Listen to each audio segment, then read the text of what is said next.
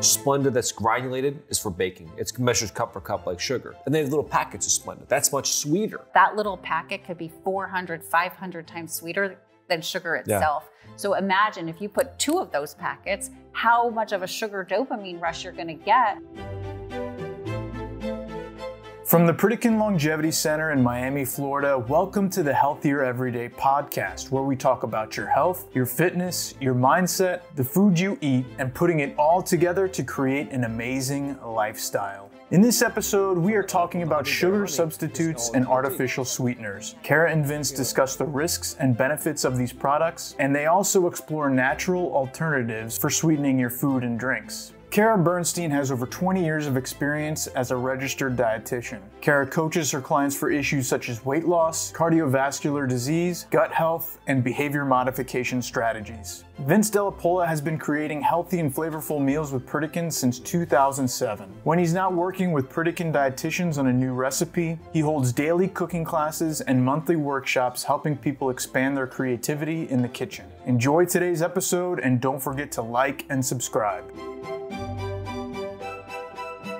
One of the things that I always talk about in my lectures is I get the fact that it's great to use stevia and Splenda and things like coffee and oatmeal and yogurts and things like that because it sweetens it up without having any calories added to it. It doesn't necessarily raise blood sugars.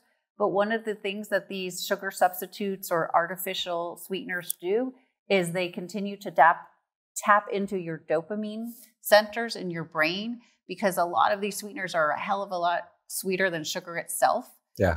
Could be 400, 500 times sweeter than sugar. So it's not exactly helping our brain get off that sugar craving. It's actually encouraging it. So you would say using a sugar substitute is kind of just like using a salt substitute, which we don't recommend either, right? So it's like band-aiding a problem, correct, but not necessarily fixing it. So I agree. Yeah, I get it. And we don't recommend using salt substitutes. So why are we using the sugar substitutes? And they definitely are a good kind of segue into getting into a better place. But trying to eliminate them completely, what are the negative side effects, right? Besides kind of amplifying those dopamine rushes on your palate. Correct. And here's the thing. As we always say here at the Pritikin Center, better is better and progress is progress. So I'm not saying never use stevia, never use Splenda or any of these artificial sweeteners for your products, but I would want you to be more mindful that think about every time you're using, and are you putting a Splenda in your coffee? Are you drinking diet soda? Are you eating diet yogurts or Crystal Lights? If you were to think about in your day how many that you use, I would possibly suggest that you see where you could tinker with it and try and take some away, because what that will do, it will dumb down your palate a little bit and help you appreciate the actual flavor of certain foods, and to understand that, fruit tastes sweet and actually carrots taste sweet and corn tastes sweet. But if we keep putting all of these artificial or sugar substitutes on our foods, those foods don't taste sweet at all. We can't wait to welcome you to the Pritikin Longevity Center this summer. Be a part of our world-renowned program and enjoy our lowest rates in years. We're making some exciting improvements to our facility from August 6th through September 17th. During this time, our guests will continue to enjoy the lush grounds and world-class amenities of the Trump National Doral. Guests will remain engaged in the program in our temporary location, steps away from their deluxe accommodations. All at a price that is 40% off our high season rate. Our temporary facilities will be comfortable, luxurious, and convenient for you to experience the life-changing Pritikin program. The prices offered during the renovation will never be matched again. Book a consult today to learn more about these great low rates while they last. Come experience for yourself what over 100,000 people have learned, that Pritikin will change your life for the better.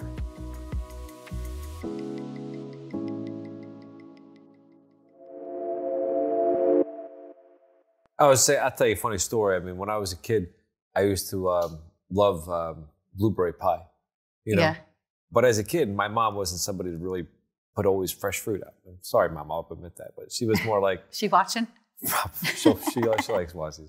But listen, so I remember the first time I tried fresh blueberries, and I'm like, where's it just wasn't the same, right? Because like didn't taste so sweet, when you cook them now and you amplify them up with sugar, it's a totally different ball game, right? But when you have like a fresh blueberry, and sometimes you can have sweet. They're sweet. Obviously, blueberries can be sweet, but sometimes they can be sour as well. So just that one kind of transition, you're like, it's not the same. Or like, as a kid having ketchup always, and then having a tomato for the first time. It's not, it's definitely like wow, this isn't the same sweetness you're expecting, But people are kind of grown to kind of be used to that. So it's kind of hard to kind of retrain your palate, but that's something we try to really kind of get you used to here.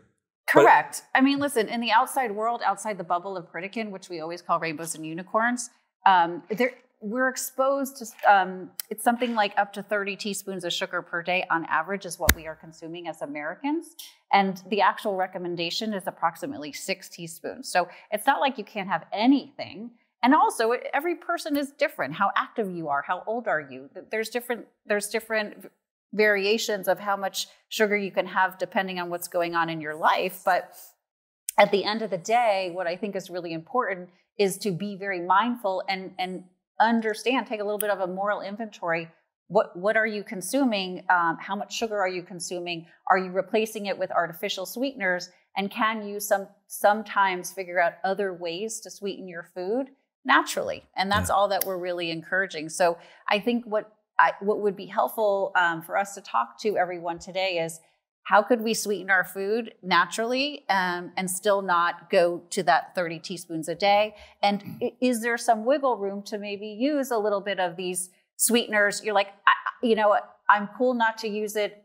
I'm not going to get Crystal Light anymore, for example. But you know what? In my coffee, I got to have a little bit of sugar, or I got to have a little bit of stevia or Splenda, whatever your choice is, then you decide, but you work on other parts of your day. You also have to realize that if you're using, first off, like something like Truvia, stevia, Splenda, they're all going to be, at various different kind of sweetness levels. So you have to kind of get used to that, first off, if you are going to use them, right? And also know that something like Splenda comes in many different versions. Something like granulated Splenda that we use here, have used for a while in our cupcake recipe. It's pretty crucial in making the cupcake sweet.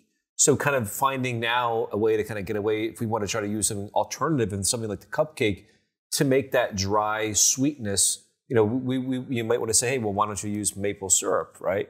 Well, that's going to have more wetness into the thing, so you can use maybe maple sugar, which we might use here and sparingly, but using that much maple sugar, talking about like, a whole cup and a half in a recipe, it makes like 50 small cupcakes, that can be like, well, how do you replace that?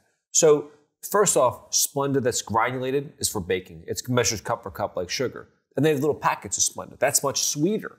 But many people realize so that's what I'm talking about. That little packet could be 400, 500 times sweeter than sugar itself. Yeah. So imagine if you put 2 of those packets, how much of a sugar dopamine rush you're going to get from those packets of Splenda. You know what I'm saying? And again, all we really know is, it's Splenda. We don't know it's granulated, it's in the packet. It is quite confusing. Exactly. And then brown sugar Splenda. It's like, where's the stop? There's a lot out there. And I mean, if it's confusing to me and you, and this is what we do for our living, you can imagine how confusing it would be to the general public that's not what they're paying attention to on a daily basis.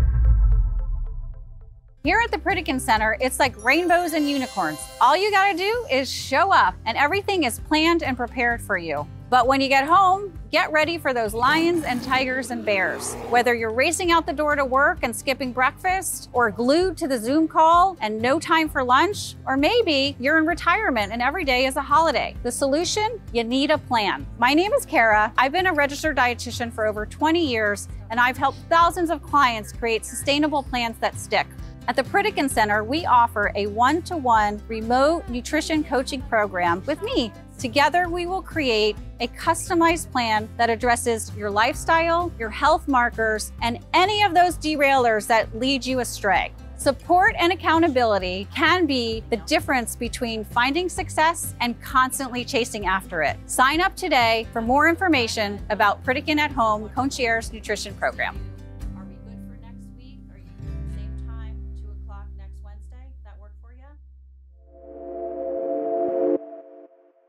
And sometimes you have to realize overuse of certain things like these too can also lead to like, the side effects I mentioned earlier for a moment, like the gastro problems you might have if the sugar alcohols. If you overconsume those sugar alcohols. Exactly. Which many of those are just basically made up of, that's what it is, right? What is it, the xylitol or xylitol, maltitol. And what happens is they're reconfiguring a molecule, and they're decreasing the calories of it. And it actually, there are sugar alcohols naturally occurring in foods, like in certain fruits, but we're extracting them out of the fruit, and then we're expanding it and putting it into other foods. So it's not exactly completely natural anymore. So what about like monk fruit?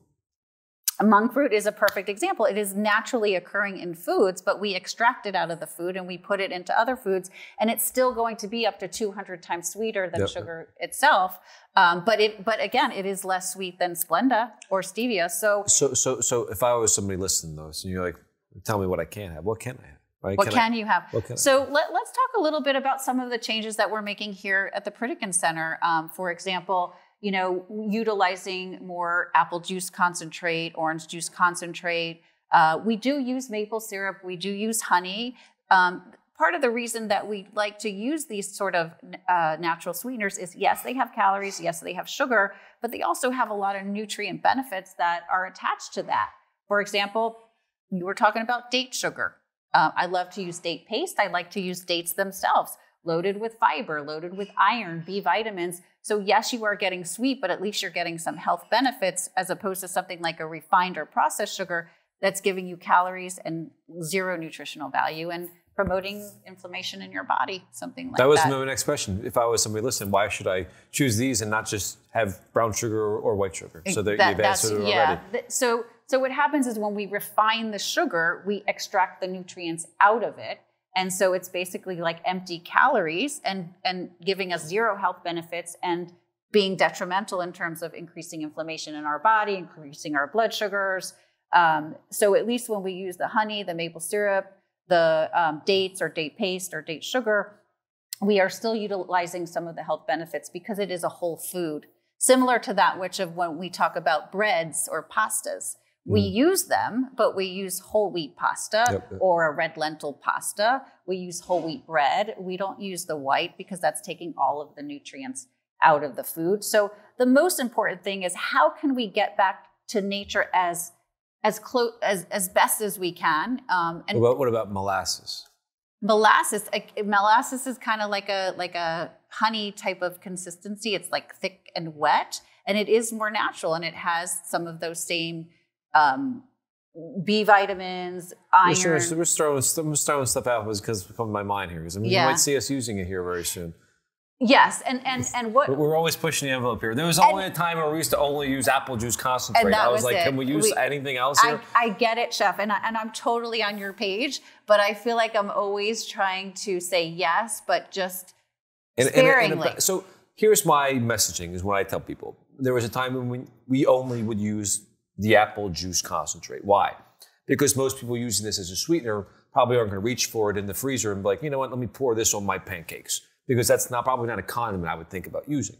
I'll bet if I tell you, hey, you can go home and use honey or maple syrup. That's all I hear. And then you say, you know what, I can go home and use honey and maple syrup. And then you start using it more often, more frequently, more as a condiment, and not like, hey, I use it sparingly in a soup recipe or in a dressing, or maybe And look, maybe you do use it as a condiment, but just be mindful. Don't just be like drizzling from the honey bear honey just all into your tea. Kara said it's good for me. I can have it as much as I want. It's just a matter of being very mindful of what you're doing with it and not overusing it when you are using it. So the overuse and the abuse of it is something you just have to be. And it's so funny that you mentioned that, because there's a guest that I was just speaking with the other day who came here and said, I really, really thought that I was eating really healthy, because every time that I would eat oatmeal in the morning and I would have my yogurt, but every time she would have these types of foods, she would squeeze a bunch of honey on it, and she couldn't understand why her blood sugars were a bit elevated, and her health wasn't exactly what she thought it was when she was looking at her lab work. And I asked her some questions. I'm like, what are some things that you're adding this honey to, which she thought was so good for her? And she said a whole bunch of things every single day. And she's like, oh my God, I didn't realize how much honey I was actually having, because I just thought it was good for me. And then she understood. I'm like, it's very, very concentrated. So you really don't need a lot. And the other thing I explained to her, for example, like she would put honey in her yogurt. She would get the plain unsweetened yogurt and then she'd add the honey to it. I said, take a couple of raspberries and just mash them in your yogurt and see how that tastes, and just mix the honey all together and then get back to me and tell me what you think. And so she did it and she said, oh my God, that yogurt was so good with the raspberries. It really sweetened it up. I said, see, you can actually add sweetness to your food very naturally, but you have to like pay attention to it. You have to think about it. And the other thing, a great natural sweetener is cinnamon. We use that here like water, right? Yeah. That cinnamon thing is always shaken. If you know James here at Pritikin, he'll grab cinnamon and sprinkle on anything you have. It could be a savory dish if you let him. So real quick, before we end this podcast, I want to tell you something. That, cooking fruit down, like I mentioned earlier, it doesn't have to be with a bunch of sugar, right? If you cook a little bit of blueberries or apples or peaches down, it can go very well. It concentrates. And complement your yogurt, your oatmeal. And it's basically like making a fruit compote or making like a jam. You can also blend it to make a type of puree. But that's not having a fruit serving, right? That's having like a very much cooked down. But that's one way you can use a little dash of maple syrup or a little dash of apple juice concentrate into cooking that mango or pineapple down. Add a little dash of water, and it really adds a nice little extra flavor or something to your toast or something you might want to, without making it,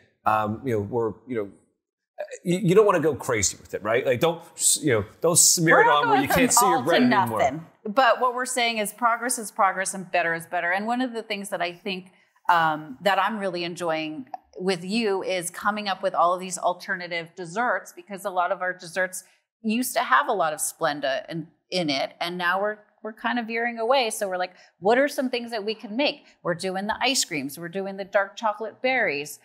We can make parfaits with the little compote with a little of the Rice Krispies. So the point is that, yes, it's easy to use Splenda and stevia and monk fruit and all of these things, but it's also easy to come up with other ideas and just give it a whirl. I don't know if you remember when we did a little staff meeting, and I was talking about, understanding how much these artificial and sugar substitutes affect our brain. So I literally took cups of blueberries and then a little bit of a diet cherry soda. And I asked everybody to eat the blueberry, close your eyes, taste it, see how it feels in your mouth and the flavor. And then I asked everybody to drink a sip of the diet cherry cola. And then after that, take another blueberry. And every single person in the room said that the blueberry tasted more sweet before they drank the diet soda than after, because that intense sweetness will affect your palate. So all you got to do, guys, is dumb down your palate. It takes work. I'll tell you, this little hibiscus tea, I used to put Splenda in it. And drink more water, too. But if you don't like water, hibiscus tea is a really good idea. But I'm just saying, at first I would put the Splenda in it because it didn't taste sweet enough. And over time, I just kept drinking it without it. And now I don't need it anymore. So it's really just a practice that if it's something that's important to you and you want to change a habit, you can absolutely do it. And you don't have to go from all to nothing. You could just kind of work your way. Yeah, absolutely. Yeah. So again, progress is progress. You're not going to change the world overnight. No. You drink your water, I'll drink my hibiscus tea. Cheers. And take care. Have a great day.